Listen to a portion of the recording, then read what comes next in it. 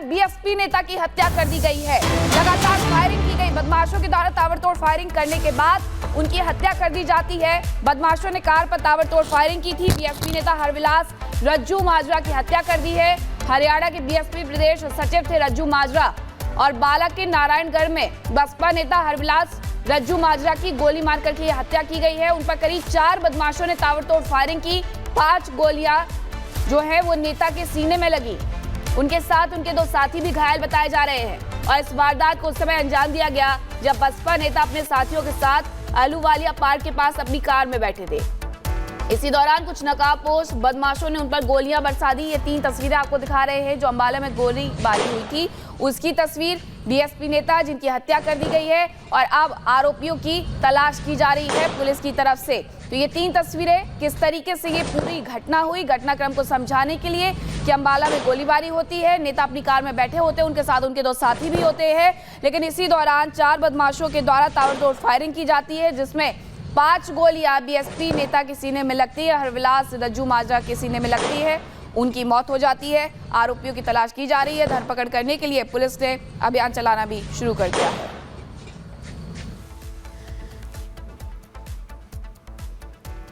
तो बीएसपी नेता की हत्या किसने की, इस हत्या के पीछे की आखिर क्या वजह रही, तमाम ऐसे सवाल जिसे खंगालने में अभी पुलिस जुटी हुई है। लेकिन सबसे पहले आपको बता दें कि बीएसपी नेता का जो मर्डर हुआ है उसकी पूरी टाइमलाइन बताएं और यह भी बताएं कि आखिर जिनकी हत्या की गई है जिस बीएसपी नेता की वो आखिर कौन है। देखिए, अंबाला में बीएसपी नेता हरविलास की हत्या कर दी जाती है जब वो अपने समर्थकों के साथ मौजूद थे, कार में मौजूद थे और इसी दौरान नकाबपोश बदमाश आते हैं और बदमाशों ने कार पर ताबड़तोड़ फायरिंग कर दी। इलाज के दौरान हरविलास रज्जू की मौत हो जाती है और इसके बाद से ही पुलिस इस पूरे मामले की छानबीन कर रही है। जांच के लिए अलग अलग टीमें बनाई गई है। कोशिश ये की जा रही है कि जल्द से जल्द बदमाशों तक पहुंचा जाए। नारायणगढ़ विधानसभा से चुनाव भी हरविलास लड़ चुके हैं। तो क्या वजह रही हत्या की? क्या कोई पुरानी रंजिश है या फिर कोई और वजह? तमाम ऐसे सवाल जिसे खंगालने में अभी जो पुलिस की टीम है वो जुटी हुई है।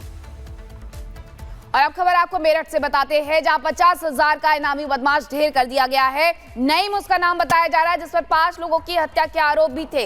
लगातार पुलिस छानबीन कर रही थी और अब जानकारी ये मिल रही है कि उसे ढेर कर दिया गया है, नईम ढेर कर दिया गया है। मेरठ से ये जानकारी, उत्तर प्रदेश के मेरठ में 50,000 का इनामी बदमाश नईम ढेर कर दिया गया है जिस पर हत्या के भी कई आरोप दर्ज थे। पुलिस उसकी तलाश कर रही थी और उस पर हत्या के आरोप जो लगे थे वो सौतेली भाई और उसकी पत्नी और बच्चों की हत्या के आरोप लगे थे जिसके बाद ये कार्रवाई हुई है।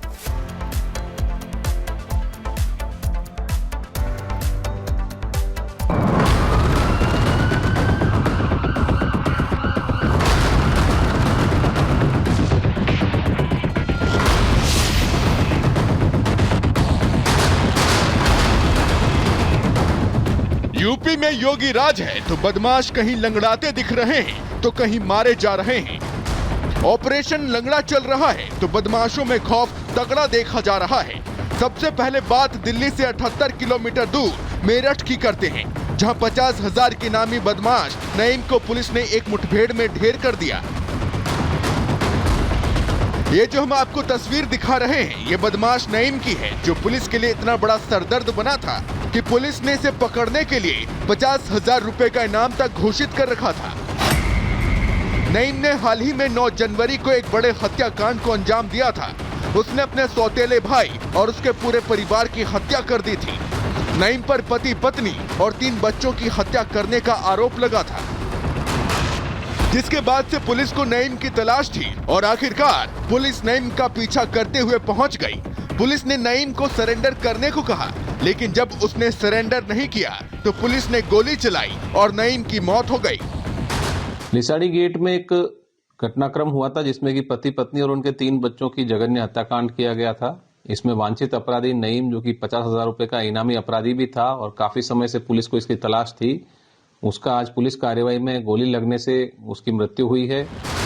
मेरठ में बदमाश ढेर हुआ तो मुजफ्फरनगर में भी गौ तस्करी करने वाले 5 गौ तस्करों के साथ खालापुर पुलिस की मुठभेड़ हुई जिसमें 3 गौ तस्कर घायल हो गए और 2 गौ तस्करों को पुलिस ने गिरफ्तार कर लिया। गौ तस्कर पुलिस के हत्थे चढ़े तो ऐसी हालत में कि ठीक से चल भी नहीं पा रहे थे। वहीं पुलिस ने इनके पास से तमंचा 3 जिंदा गोवंश और गोवंश काटने वाले हथियार बरामद कर लिए। मुखबिर से सूचना प्राप्त हुई थी कि कुछ शातिर किस्म के गोकस राणा चौक से शामली हाईवे की तरफ सुजड़ू के जंगलों में गंदा नाला के पास गोकसी की घटना कारित करने वाले हैं। इस सूचना पे तत्काल खाला पर पुलिस सक्रिय हुई और मुखबिर के बताए गए स्थान पर पहुंचकर घेराबंदी की कार्रवाई जब शुरू की तो वहां मौजूद बदमाशों ने एकाएक पुलिस टीम पर फायरिंग कर दी। सीएम योगी को साफ सुथरा उत्तर प्रदेश चाहिए। सीएम योगी कई बार कह चुके हैं यूपी में क्राइम बर्दाश्त नहीं किया जाएगा, तो पुलिस सीएम योगी के इस आदेश को अमल में लाने में जुटी है। बदमाशों का सफाया जारी है तो ऑपरेशन लंगड़ा से बदमाशों में खौफ भी तगड़ा देखने को मिल रहा है।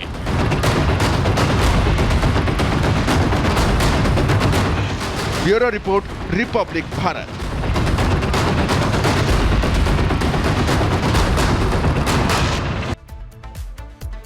चलिए आगे बढ़ेंगे और अब बात करेंगे सैफ अली खान पर हुए हमले मामले की, क्योंकि ये एक ऐसा मामला है जो हर बीते दिन के साथ और गहराता जा रहा है। इस पर सस्पेंस लगातार बरकरार है। पहले आरोपी की गिरफ्तारी, फिर सैफ अली खान का जल्द रिकवर होना और इसके बाद आरोपी के वकील ने जो बयान दिया और ये कहा है कि सीसीटीवी में नजर आ रहा और जिसकी गिरफ्तारी हुई है दोनों शख्स अलग हैं। ऐसे में सवाल ये कि सस्पेंस गहरा तो होता जा रहा है, लेकिन आखिर चेहरा किसका है जिसने सैफ अली खान पर हमला किया है?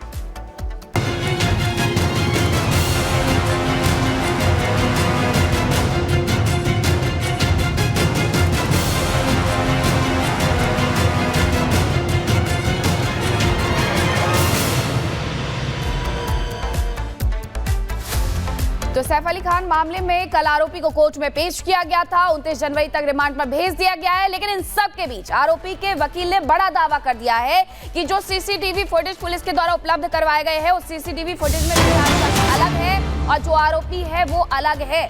अब ये पूरा मामला और सस्पेंस बढ़ाते हुए नजर आ रहा है। अब इस पूरे मामले की अगर हम बात करें तो आगे ये छानबीन होगी। जो सीसीटीवी है उसमें जो व्यक्ति है और जिसे पकड़ा गया है, क्या वो दोनों व्यक्ति एक ही है? दोनों के चेहरे की पहचान की जाएगी। हमला जो हुआ था सैफ अली खान पर, उसका पूरा सच क्या है? क्योंकि सवालों के घेरे में खुद सैफ अली खान भी है, जिनसे पूछताछ भी हुई थी कि आखिरकार 1 घंटे 41 मिनट तक वो कहाँ थे। और अब ऐसे में एक बड़ा दावा किया गया है जो आरोपी के वकील है उनके द्वारा, जो ये कहते हैं कि आरोपी अलग है, सीसीटीवी में दिख रहा शख्स अलग है।